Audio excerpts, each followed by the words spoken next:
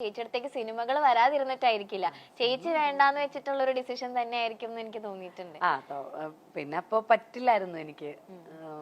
പക്ഷെ എപ്പോഴും നാട്ടിലേക്ക് വരണം എന്ന് ഭയങ്കരമായിട്ട് ആഗ്രഹിച്ച ആളായിരുന്നില്ലേ? ഭയങ്കരായിട്ട്. എനിക്ക് നാടാണ് ഇഷ്ടടോ.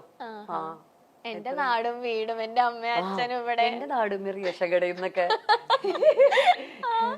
നമുക്ക് നമ്മുടെ നാടും നമ്മുടെ റേഷകടയും പട്ടണത്തിൽ സുന്ദരിൽ പറഞ്ഞ പോലെ. എനിക്ക് എന്താ അറിയില്ല, ഇവിടുത്തെ ഈ കുത്തിത്തിരിപ്പും ഈ കുണ്ടുകുഴിയും ഒക്കെ എനിക്ക് ഭയങ്കര ഇഷ്ടം.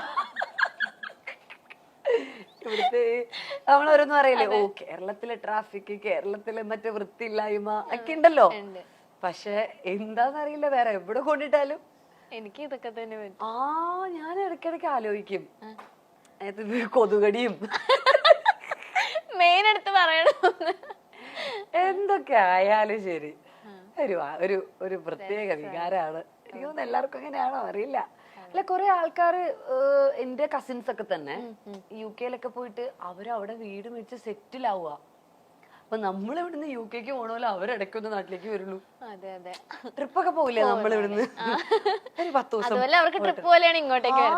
അത്രേ ഉള്ളൂ. അപ്പൊ എനിക്ക് ഭയങ്കര പ്രശ്നമായിട്ടോ, എനിക്ക് ഭയങ്കര സഫക്കേഷനാ.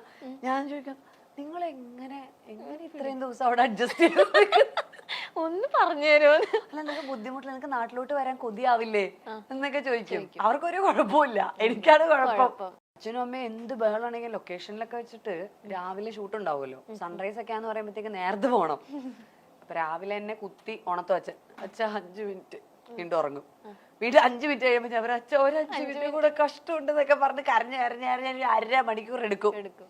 എന്നെ ഒന്ന് പൊക്കി പിന്നെ തന്നെ കുത്തി തിരുക്കി പല്ല് തേപ്പിച്ച്, ഇതൊക്കെ വലുതായതിനു ശേഷമാണെന്ന് നിങ്ങൾ ആലോചിക്കണം. ഇപ്പൊ കുട്ടികളൊക്കെ ഒറ്റയ്ക്ക് സിനിമയ്ക്ക് പോകുന്ന അഭിനയിക്കുന്ന സമയം അന്ന് അച്ഛന്റെ അമ്മയുടെയും കൂടെ പോയി അരുത്തിയെല്ലാം കാണിച്ച് ഞാൻ അഭിനയിച്ചോണ്ടിരുന്നത്.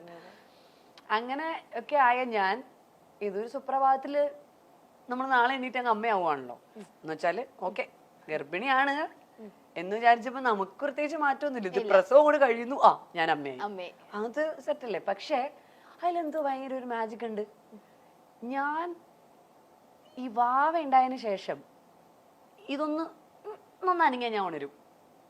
മറ്റേത് എന്നെ തന്നെ മാറ്റി കിടത്തിയാൽ ഞാൻ അറിയില്ല. എന്തെങ്കിലും പൊക്കിയെടുത്ത് മറ്റേ ലാസർ മുതലാളിയെ കൊണ്ടുപോയില്ലേ ഫ്രണ്ട്സില്, അതുപോലെ കൊണ്ടുപോയാൽ പോലും ഞാൻ അറിയത്തില്ല. പക്ഷെ ഞാൻ ഒരു കുഞ്ഞു ശബ്ദം കേട്ടാൽ അപ്പൊ ഉണരും. അതിപ്പോഴും അപ്പോഴാണ് എനിക്ക് മനസ്സിലായത്, yes I have become A mother. അവിടെയാണ് ഞാൻ അമ്മയായി എന്നുള്ളത്. അല്ലാതെ എൻ്റെ ഒരു കാര്യത്തിൽ അമ്മയൊന്നുമില്ല.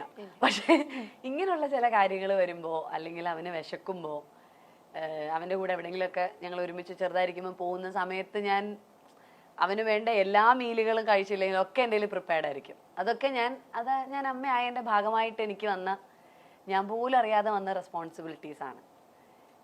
ഉള്ളിൽ നിന്ന് വന്ന റെസ്പോൺസിബിലിറ്റി, ഉറക്കത്തിൽ വന്ന റെസ്പോൺസിബിലിറ്റിയാണ് എനിക്ക് മനസ്സിലാകാത്തത്. എനിക്ക് അൺബിലീവബിൾ ആയിട്ടുള്ള ഇപ്പൊ ഞാനൊരു ചെറിയ അനക്കം കേട്ടാലും ഉണരും.